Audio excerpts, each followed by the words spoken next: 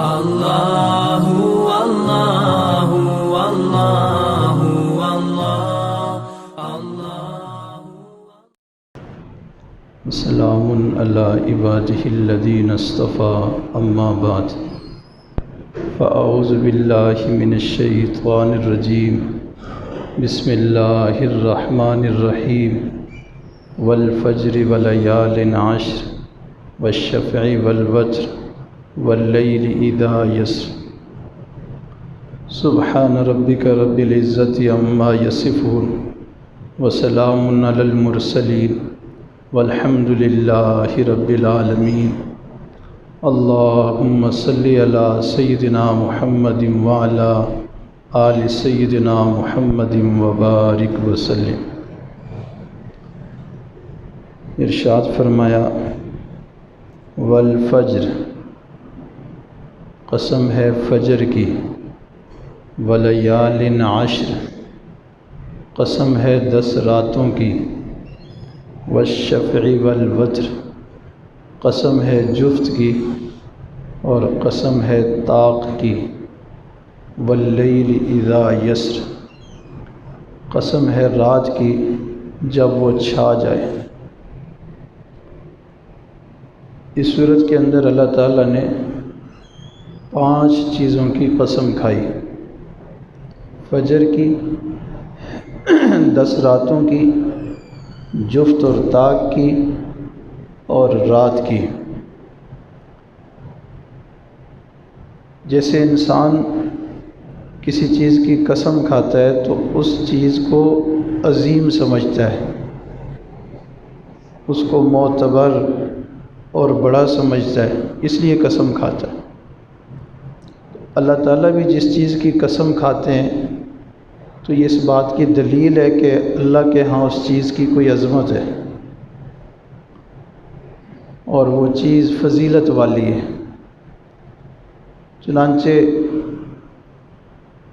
فجر کی قسم تو فجر کا وقت برکت والا وقت، ولیال عشر، 10 راتوں کی قسم۔ 10 راتوں سے کیا مراد؟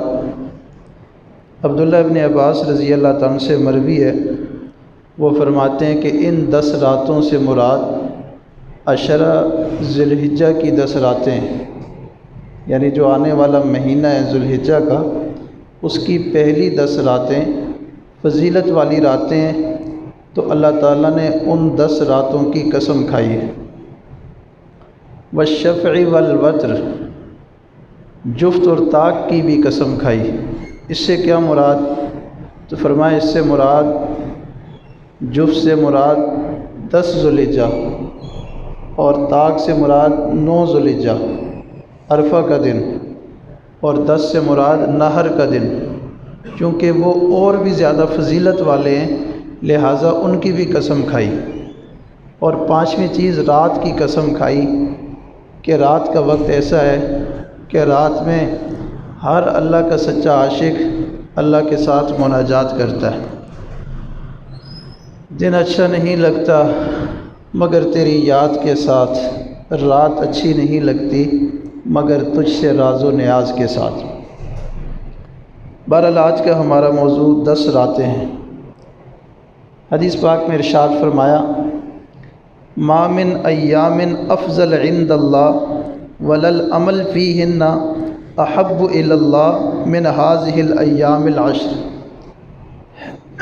پورے سال میں ان 10 دنوں سے زیادہ افضل دن اللہ کے نزدیک کوئی بھی نہیں ہے، یعنی بہت فضیلت والے دن ہیں۔ تو پہلی فضیلت یہ کہ یہ دن سب دنوں سے افضل ہیں، اور دوسری فضیلت یہ ہے کہ ان دنوں میں جو اعمال کیے جائیں ان اعمال کا اجر و ثواب بھی دوسرے دنوں کی نسبت زیادہ ہے، اور ان اعمال کی بھی زیادہ فضیلت ہے۔ نبی اسلام سے پوچھا گیا کہ کیا ان دنوں میں کیے ہوئے اعمال جہاد فی سبیل اللہ سے بھی افضل ہیں؟ تو آپ علیہ السلام نے ارشاد فرمایا ہاں، جہاد فی سبیل اللہ سے بھی افضل ہیں، الا یہ کہ کوئی بندہ جان اور مال لے کر جہاد میں چلا جائے اور وہیں شہید ہو جائے تو شہادت کا رتبہ جدا ہے، لیکن ویسے جو نفلی اعمال ہیں ان دنوں میں کیے ہوئے اعمال باقی تمام اعمال سے زیادہ افضل ہیں۔ اور حدیث پاک میں ارشاد فرمایا یعدل قیام صیام کل یوم منہا بصیام ستۃ، ان 10 دنوں میں سے ایک دن میں روزہ رکھنا سال بھر کے روزوں کے برابر ہے، یعنی ایک دن روزہ رکھیں گے تو سال بھر روزے رکھنے کا ثواب ملے گا۔ اور فرمایا وقیام کل لیلۃ منہا بقیام لیلۃ القدر، اور ان راتوں میں سے کسی ایک رات میں اللہ کی عبادت کرنا اور قیام کرنا اتنا زیادہ ثواب رکھتے ہیں جیسے لیلۃ القدر میں، شب قدر میں عبادت کرنے کا ثواب بندے کو ملتا ہے۔ تو رات شب قدر ہے اور دن کا روزہ سال بھر کے روزوں کا ثواب ہے۔ اب علماء کی اس میں بات ہوئی کہ عشرہ ذو الحجہ کے اتنے فضائل بیان کر دیے، تو ہم تو آج تک رمضان کے فضائل سنتے رہے کہ رمضان سارے مہینوں کا سردار ہے اور رمضان کے آخری عشرے میں اعتکاف ہوتا ہے، شب قدر بھی ہے، تو وہ زیادہ افضل ہے یا یہ زیادہ افضل ہے؟ فضائل اس کے بھی ہیں، فضائل اس کے بھی ہیں، تو اب اس میں ترجیح کس کو دیں گے؟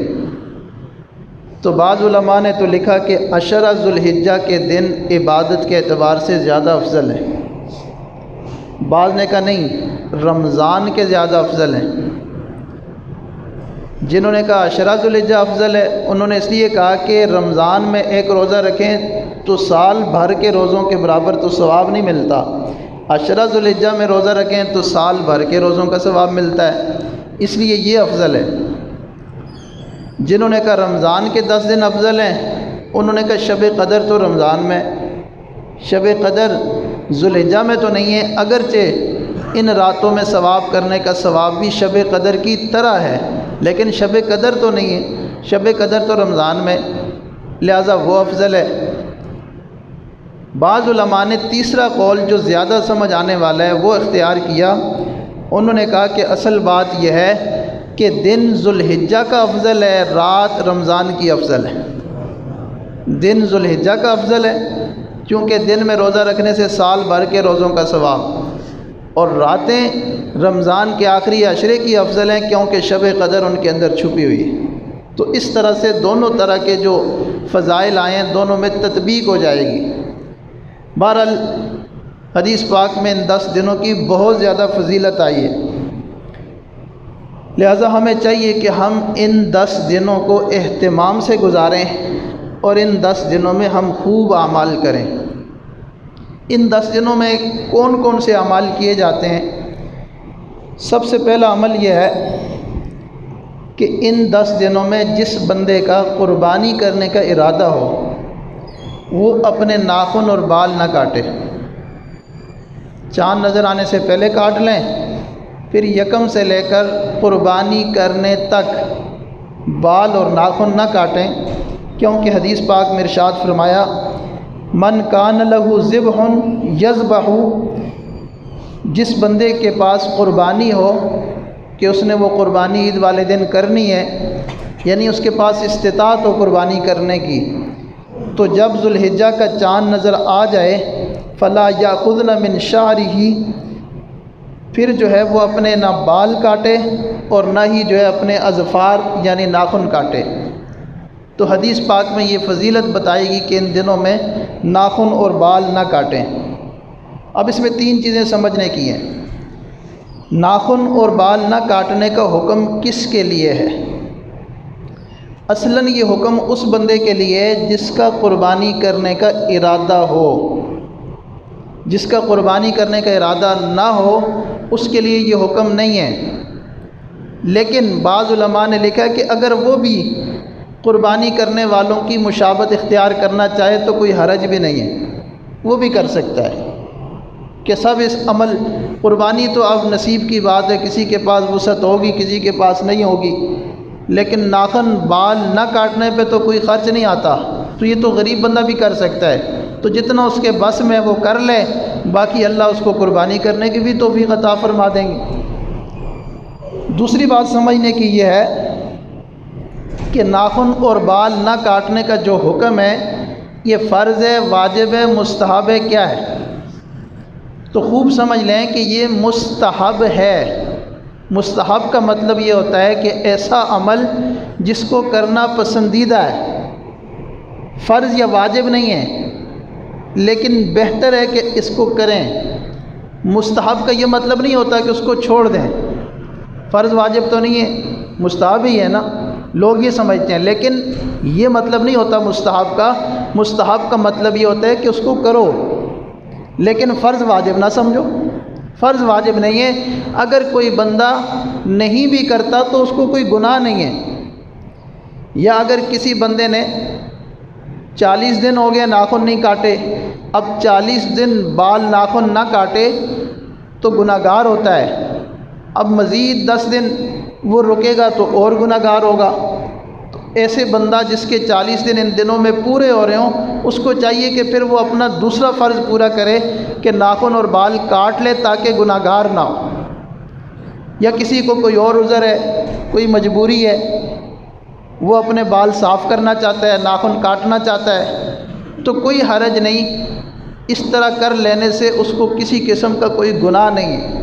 کئی لوگ اس کو فرض سمجھتے ہیں کہ میں نے قربانی کرنی ہے لہٰذا میں ناخن اور بال کاٹ ہی نہیں سکتا، اگر کاٹوں گا تو پتہ نہیں دم لازم آ جائے گا۔ تو بھائی اس سے دم لازم نہیں آتا۔ تیسری بات سمجھنے کی یہ ہے کہ یہ حکم ہے کیوں؟ یہ اس لیے ہے کہ یہ مہینہ ذوالحجہ کا ہے، حج کا مہینہ، اور حج کے مہینے میں آپ کو پتہ ہے حاجی لوگ احرام باندھ کے جاتے ہیں۔ احرام کی حالت میں پابندی ہوتی ہے کہ ناخن اور بال نہیں کاٹ سکتے، خوشبو نہیں لگا سکتے، سر نہیں ڈھانپ سکتے۔ تو چونکہ جو لوگ اس مہینے میں اللہ کے گھر کی زیارت کرنے کے لیے چلے گئے، انہوں نے تو احرام باندھ لیا اور وہ حج کے لیے چلے گئے، وہ اللہ کے گھر کی زیارت کے لیے چلے گئے۔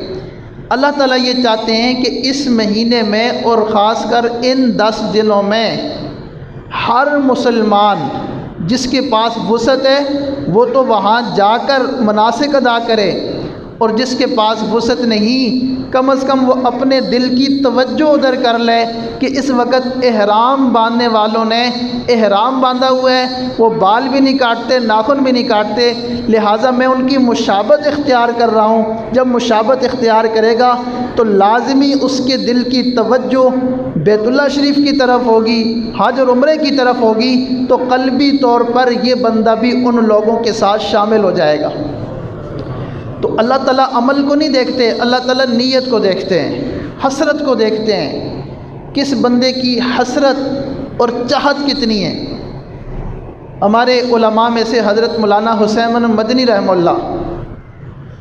اللہ اکبر کبیرہ حج کے سفر کے لیے بہت بےتاب رہتے تھے، تڑپتے رہتے تھے، روتے رہتے تھے، اور جب حج کے قافلے حج کے لیے جاتے تھے تو اتنے غم زدہ ہو جاتے تھے کہ بعض دفعہ دسترخوان پہ کھانا کھانے کے لیے بیٹھتے، لقمہ اٹھاتے تو بات یاد آ جاتی کہ اس وقت پتہ نہیں عشاق کیا کر رہے ہوں گے، کوئی طواف کر رہا ہوگا، کوئی حجر اسود کے بوسے لے رہا ہوگا، کوئی مینا جا رہا ہوگا، کوئی مزدلفہ جا رہا ہوگا، کوئی عرفات جا رہا ہوگا، کوئی کنکریاں مار رہا ہوگا۔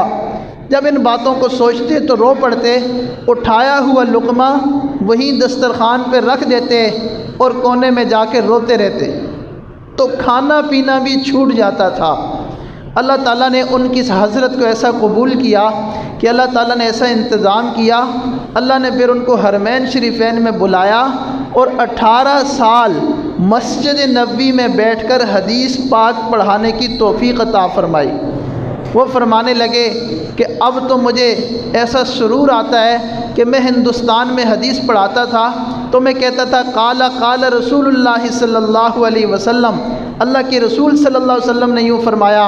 اب میں یہاں بیٹھ کے حدیث پڑھاتا ہوں تو میں کہتا ہوں قال ھذا رسول اللہ صلی اللہ علیہ وسلم، ان نبی علیہ الصلوۃ والسلام نے ایسے فرمایا، تو اشارہ کر کے میں حدیث پڑھاتا ہوں کہ ان نبی علیہ الصلوۃ والسلام نے یوں فرمایا۔ تو جب ہمارے دل میں بھی یہ حسرت اور تڑپ ہوگی کہ حج کے قافلے جا رہے ہیں اور اللہ کو منانے، اللہ کو یاد کرنے، کاش ہمارے پاس بھی وسعت ہوتی تو ہم بھی جو ہے اسی طرح سے جو ہے جا کر حج کرتے اور اللہ کے گھر کی زیارت کرتے۔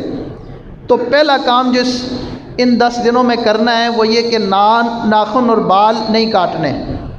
دوسرا کام وہ ہے عبادت کی کثرت، جتنا زیادہ ہو سکے ہم ان 10 دنوں میں نوافل کا اہتمام کریں، تہجد کے نوافل پڑھیں، اشراق کے پڑھیں، چاش کے پڑھیں، مغرب کے بعد اوابین کے پڑھیں، اور جو نمازوں کے ساتھ نوافل ہوتے ہیں عصر سے پہلے جو غیر مؤکدہ ہیں ان کا اہتمام کریں، اور مغرب کے بعد جو اوابین ہیں ان کا اہتمام کریں، اور 24 گھنٹے میں 1 مرتبہ صلاۃ التسبیح پڑھ لیں۔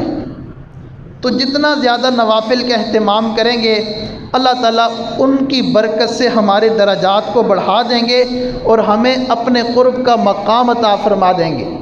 حدیث پاک میں آتا ہے بندہ نفلی عبادت کرتا رہتا ہے، کرتے کرتے وہ اللہ کے اتنا قریب ہو جاتا ہے کہ اللہ اس کے ہاتھ بن جاتے ہیں، آنکھ بن جاتے ہیں، زبان بن جاتے ہیں، دل و دماغ بن جاتے ہیں۔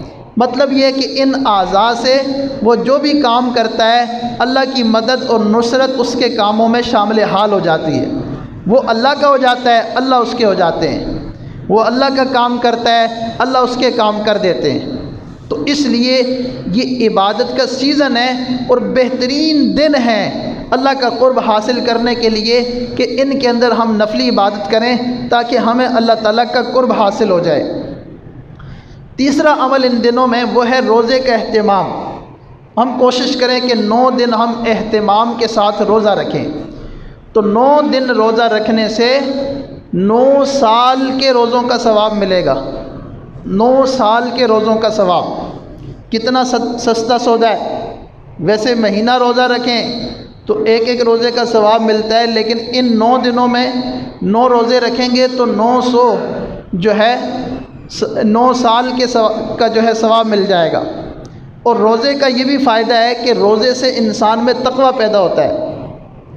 قرآن مجید میں ارشاد فرمایا کتب علیکم الصیام کما کتب علی الذین من قبلکم لعلکم تتقون، تمہارے اوپر روزے فرض کیے گئے جیسے پہلے لوگوں پر فرض کیے گئے تھے تاکہ تم تقوی اختیار کرو۔ تو جب بندہ نفلی روزہ رکھتا ہے نا اس سے انسان کے اندر تقوی پیدا ہوتا ہے۔ فرض روزے سے بھی پیدا ہوتا ہے لیکن نفلی چونکہ بندہ اپنی طرف سے رکھتا ہے، مجاہدہ کر کے رکھتا ہے، تو اس کا انسان کے نفس پر بہت زیادہ اثر پڑتا ہے اور طبیعت میں ایک تقوی کی کیفیت پیدا ہو جاتی ہے۔ تو ان نفلی روزوں کا اہتمام کرنے سے اللہ تعالی ہمیں بھی متقین میں شمار فرما دیں گے۔ اور پھر اس کے ساتھ ساتھ جو 9 ذوالحجہ کا روزہ ہے وہ بہت اہم ہے۔ حدیث پاک میں ارشاد فرمایا انی احتسب علی اللہ ان یکفر السنۃ التی قبلہ و بعدہ، میں اللہ تعالیٰ سے یہ امید رکھتا ہوں کہ جو بندہ 9 ذوالحجہ کو عرفہ کے دن روزہ رکھے گا اللہ اس کے 1 سال پہلے اور 1 سال بعد کے گناہوں کو معاف فرما دیں گے۔ تو اگر 9 روزے ہم نہ رکھ سکیں تو کم از کم ہم 9 ذوالحجہ کا روزہ، عرفہ کے دن کا روزہ تو اہتمام کے ساتھ رکھ لیں، اس سے بھی ہمیں بہت فضیلت مل جائے گی۔ پھر اس کے بعد چوتھا کام اس مہینے میں جو کرنا ہے ارشاد فرمایا فَأَكْثِرُوا فِيهِنَّ مِنَ التَّهْلِيلِ وَالتَّحْمِيدِ وَالتَّكْبِيرِ وَالتَّسْبِيحِ، 4 کلمات کو کثرت کے ساتھ ان دنوں میں پڑھنا ہے۔ ان میں سے پہلا کلمہ لا الہ الا اللہ، کلمہ طیبہ کا ورد کرتے رہیں۔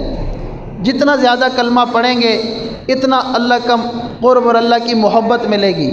حدیث پاک میں آتا ہے کل قیامت کے دن میزان کے پلڑے میں اس کلمے سے زیادہ بھاری چیز کوئی نہیں ہوگی، اور اس کا اتنا وزن ہوگا کہ اگر ایک طرف اس کو رکھا جائے دوسری طرف ساری کائنات کو بھی رکھا جائے تو اس کلمے کا وزن بڑھ جائے گا۔ اس لیے جتنا ہم کلمہ پڑھیں گے اتنا آخرت میں ہمارا فائدہ ہوگا۔ تو لا الہ الا اللہ چلتے پھرتے تسبیح پہ لا الہ الا اللہ پڑھتے رہیں۔ اس کے ساتھ ساتھ تحمید کہتے ہیں الحمدللہ، اللہ کی حمد و ثنا بیان کرنا۔ تو ہم کچھ تسبیحات الحمدللہ کی بھی کر لیں. پھر اس کے ساتھ ہے تکبیر کہ ہم اللہ اکبر اللہ اکبر اللہ اکبر، اس کا بھی ہم ورد کریں. اور آخری دنوں میں آپ کو پتہ ہے تکبیر تشریق ہوتی ہے، تو وہ تو ضروری ہے ہر نماز کے بعد ایک دفعہ مرد اونچی آواز سے پڑھیں، عورتیں آہستہ آواز سے پڑھیں. 9 ذوالحجہ کی فجر سے لے کر 13 کی عصر تک اللہ اکبر لا الہ الا اللہ واللہ اکبر اللہ اکبر وللہ الحمد، یہ تکبیر یہ لازمی ہے. اور اس کے ساتھ ساتھ تسبیح کا مطلب سبحان اللہ، سبحان ربی الاعلیٰ، سبحان ربی العظیم، اللہ کی تسبیح بیان کرنا، تقدیس بیان کرنا، اللہ کی پاکی بیان کرنا. تو ان 10 دنوں میں ان ذکر اذکار کا بھی اہتمام کرنا چاہیے. حدیث پاک میں ان کے بہت زیادہ فضائل آئے ہیں. روایت میں آتا ہے کہ ابن عمر اور حضرت ابو ہریرہ رضی اللہ تعالیٰ عنہما ان دنوں میں بازار جاتے، مارکیٹ جاتے، اور وہاں اونچی اونچی آواز سے تکبیر کہتے اللہ اکبر اللہ اکبر. تو لوگ ان کی تکبیر کو سن کر تکبیر یاد آ جاتی تو لوگ بھی ساتھ پھر تکبیر کہنا شروع ہو جاتے اللہ اکبر. گویا وہ دوسروں کی نیکی کا سبب بنتے، دوسروں کو ذکر کرانے کا سبب بنتے. تو ان دنوں میں ہماری زبان تسبیح، تحلیل اور تکبیر اور تحمید سے ہماری زبان تر رہنی چاہیے. خوب ہم اللہ کا ذکر کریں. اور اس کے بعد پھر اگلا عمل جو ان 10 دنوں میں ہم نے کرنا ہے، بہت اہم عمل، وہ ہے قربانی کرنا. اللہ تعالیٰ سب کو وسعت عطا فرمائے. نبی کریم صلی اللہ علیہ وسلم ہجرت کے بعد مدینہ طیبہ میں 10 سال رہے، اور آپ علیہ الصلوۃ والسلام نے 10 سال بلا ناغہ قربانی کی ہے. بلا ناغہ 10 سال قربانی کی ہے. تو جس کام کو نبی کریم صلی اللہ علیہ وسلم پابندی سے کریں، اہتمام سے کریں، کم سے کم درجہ اس کا سنت مؤکدہ کا ہوتا ہے. لیکن علماء نے لکھا کہ چونکہ قربانی کے بارے میں حکم ہے کہ قربانی ضرور کرو، اور نہ کرنے والے کے بارے میں وعید آئی ہے کہ جس کے پاس گنجائش ہوگی پھر بھی قربانی نہیں کرے گا. آقا علیہ السلام نے ارشاد فرمایا وہ عید والے دن ہماری عیدگاہ میں نہ آئے، وہ عید والے دن ہماری عیدگاہ میں نہ آئے. تو جس کام کے نہ کرنے پہ وعید آ جائے، جس کام کو کرنے کا حکم آ جائے، وہ کام واجب ہو جاتا ہے. اس لیے قربانی کرنا ہر ذی استطاعت پر واجب ہے. تو نبی اسلام نے 10 سال تسلسل کے ساتھ قربانی فرمائی. والمسلمون من بعدہ، اور مسلمانوں نے آپ علیہ السلام کے بعد اس سنت کو جاری رکھا. صحابہ کرام نے سنت کو جاری رکھا. اور جرت سنتن، پھر یہ ایک سنت جاری ہو گئی جو امت میں آج تک جاری ہے. نبی کریم صلی اللہ علیہ وسلم سے پوچھا گیا کہ یہ قربانی کیا ہے، تو آپ علیہ الصلوۃ والسلام نے ارشاد فرمایا یہ شاعر اللہ میں سے ہے، یہ شاعر اسلام میں سے ہے، یہ دین اسلام کی نشانیوں میں سے ہے. اور فرمایا سنت ابیکم ابراہیم، یہ تمہارے باپ ابراہیم علیہ الصلوۃ والسلام کی سنت ہے. ابراہیم علیہ الصلوۃ والسلام نے خواب دیکھا کہ اللہ تعالیٰ کا حکم ہو رہا ہے کہ اپنے پیارے بیٹے کو میرے نام پہ ذبح کر دو. تو نبی کا خواب بھی حجت ہوتا ہے، وہ جھوٹا نہیں ہوتا. ہمارے خواب میں اور نبی کے خواب میں زمین آسمان کا فرق ہے. تو آپ نے بیٹے سے رائے پوچھی کہ بیٹا اس طرح اللہ کا مجھے حکم ہوا ہے تو تمہاری کیا رائے ہے؟ تو اسماعیل علیہ السلام نے عرض کیا یا ابت افعل ما تؤمر، ابا جی جو آپ کا حکم ہے آپ کر ڈالیں، مجھے آپ صابر پائیں گے، میں بھی آپ کے ساتھ شریک ہوں. تو سیدنا ابراہیم علیہ السلام اپنے بیٹے کو لے کے وادی مینا میں چلے گئے اور اللہ کے حکم پر ان کو ذبح کرنے لگے. اللہ اکبر. لیکن چونکہ باپ اور بیٹے کو اپنے ہاتھ سے ذبح کرے بڑا مشکل کام ہے، تو اب جب بندہ چہرے کو دیکھتے ہے ترس آ جاتا ہے. تو سوچا کہ کہیں ترس کھانے کی وجہ سے اللہ کا حکم چھوٹ نہ جائے، تو اپنی آنکھوں پہ بھی پٹی باندھ لی، بیٹے کی آنکھوں پہ بھی پٹی باندھ لی، اور ان کا منہ زمین کی طرف اوندے منہ ان کو لٹا دیا اور چھری خوب تیز کر لی. لیکن جب ذبح کرنے لگے تو اللہ کی رحمت جوش میں آ گئی. اللہ نے فرمایا قد صدقت الرؤیا انا کذالک نجزی المحسنین، اے میرے پیارے خلیل تو نے تو اپنے خواب کو سچ کر دکھایا، ہم قربانی لیتے نہیں ہیں ہم قربانی دیکھتے ہیں، مانگتے ہیں۔ اللہ تعالیٰ نے جنت سے مینڈا منگوایا اور حاضر کر دیا۔ اللہ نے حکم دیا کہ وَفَدَيْنَاهُ بِذِبْحٍ عَظِيمٍ، آپ بیٹے کو ذبح نہ کریں، بیٹے کی جگہ اس مینڈے کو ذبح کر دیں، آپ کی قربانی ہو جائے گی۔ یہ ایسا ہی ہوگا گویا آپ نے بیٹا اللہ کے نام پہ قربان کر دیا، تو اللہ نے اس کی جگہ مینڈا دے دیا۔ اب سوچیں اگر اللہ جان کی قربانی مانگتے کہ اپنے اپنے بیٹوں کو عید پہ ذبح کرو، تو شاید ہم میں سے کوئی بندہ بھی اس میں کامیاب نہ ہو سکتا۔ تو اللہ نے بیٹوں کی قربانی نہیں مانگی، مینڈوں کی قربانی مانگی ہے، جانوروں کی قربانی مانگی ہے کہ اپنے مال کو اللہ کے نام پہ لٹاؤ۔ اور یہ سنت ہے کہ قربانی کرنے سے پہلے اپنے جانور کو رکھ کے اپنے ساتھ ذرا مانوس کر لو۔ جب جانور مانوس ہوتا ہے نا، راکھویں مینڈے جو ہوتے ہیں وہ پیچھے پیچھے چلتے ہیں، تو بڑا ایک دل ان کے ساتھ لگ جاتا ہے۔ پھر جب ان کی گردن پہ چھری پھرتی ہے تو ادھر سے خون کے قطرے ٹپکتے ہیں، ادھر سے آنسو ٹپکتے ہیں۔ تو دل کی محبت کے باوجود بندہ اللہ کے نام پہ اپنے مال کو قربان کرتا ہے، تو اللہ کو یہ قربانی پسند آتی ہے، اللہ اس بندے سے خوش ہوتے ہیں۔ تو ایک ہوتی ہے جان کی قربانی، ایک ہوتی ہے مال کی قربانی، ایک ہوتی ہے خواہش کی قربانی۔ تو اصل مقصد قربانی کا یہ ہے کہ ہم اپنی خواہشات کو اللہ کے نام پہ قربان کر دیں۔ یہ تو ایک ظاہری حکم ہے، اس کو پورا کرنا ہے، لیکن اس کے اندر چھپا ہوا راز کیا ہے کہ ہم اپنی خواہشات کو قربان کریں۔ اور اس کے اندر ایک دوسرا سبق بھی یہ بھی ہے کہ دیکھو ساری کائنات قربانیوں سے قائم ہے۔ اس کائنات کے اندر بے شمار چیزوں پر قربان ہوتی ہیں، فدا ہوتی ہیں۔ اب ایک انسان ہے، جانور انسان کے لیے قربان ہو رہے ہیں، سبزیاں قربان ہو رہی ہیں، دالیں قربان ہو رہی ہیں، گندم قربان ہو رہی ہے، پتہ نہیں کیا کچھ انسان کے لیے قربان ہو رہا ہے۔ تو انسان کو بھی چاہیے کہ وہ قربانی دے دوسرے کے لیے، تو ایک دوسرے کے لیے قربانیاں دیں گے۔ بھائی بھائی کے لیے قربانی دے گا، میاں بیوی آپس میں قربانی دیں گے، محلے دار قربانی دیں گے، مسلمان کے لیے قربانی دیں گے، تو کائنات کا نظام بہترین چلتا رہے گا۔ کائنات کا نظام قربانیوں سے چلتا ہے۔ تو ہمیں یہ سکھا دیا گیا کہ قربانی کے اندر ارشاد فرمایا کہ قربانی کے جانور کے سینگ، کھر، بال، خون کے قطرے، ہر چیز کے بدلے میں قربانی کرنے والے کو اجر و ثواب ملتا ہے۔ اور قربانی کس پر واجب ہے؟ جو مسلمان ہو، کافر پر قربانی نہیں ہے چونکہ وہ عبادت کا اہل نہیں، آزاد ہو، غلام پر قربانی نہیں کیونکہ اس کا اپنا کوئی مال نہیں ہوتا، عقل مند ہو، مجنون پر قربانی نہیں کیونکہ وہ مرفوع القلم ہے، بالغ ہو، نابالغ پر بھی احکام جاری نہیں ہوتے، اس پر بھی قربانی نہیں، مقیم ہو، سفر میں نہ ہو، حضر میں ہو، گھر میں ہو، تو اس پر قربانی ہے۔ مسافر کے لیے قربانی کرنا مشکل ہوتا ہے، اللہ نے اس پر قربانی واجب نہیں کی۔ اور پھر آخری چیز کہ صاحب نصاب ہو۔ صاحب نصاب کا مطلب یہ ہے کہ جس کے پاس 52.5 تولہ چاندی یا اس کے برابر نقد روپے یا اس کے برابر سونا یا اس کے برابر مال تجارت ہو یا اس کے برابر گھر میں ضرورت سے زائد سامان ہو، ان تمام صورتوں میں اس پر قربانی واجب ہو جاتی ہے۔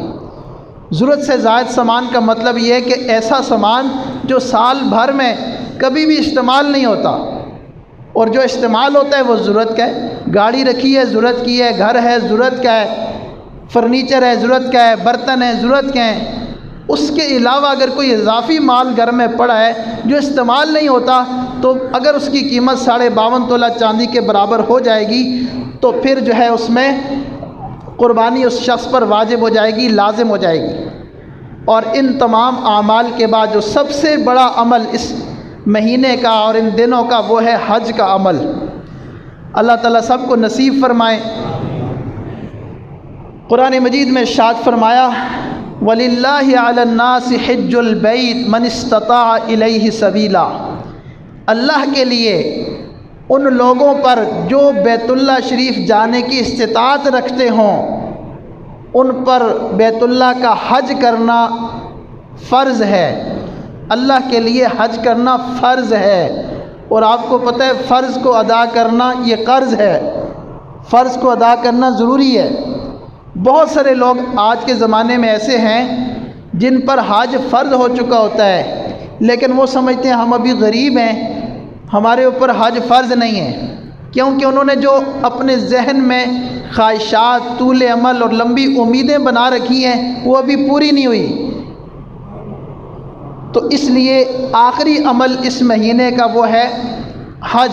اللہ سب کو توفیق عطا فرمائے، اور جن پر یہ حج فرض ہے ان کو چاہیے کہ وہ حج کی تیاری کریں، اس میں تاخیر نہ کریں۔ تاخیر کرنے سے گناہگار بھی ہو سکتا ہے، وقت سے پہلے اگر موت آ جائے گی تو پھر آخرت میں پکڑ بھی ہوگی۔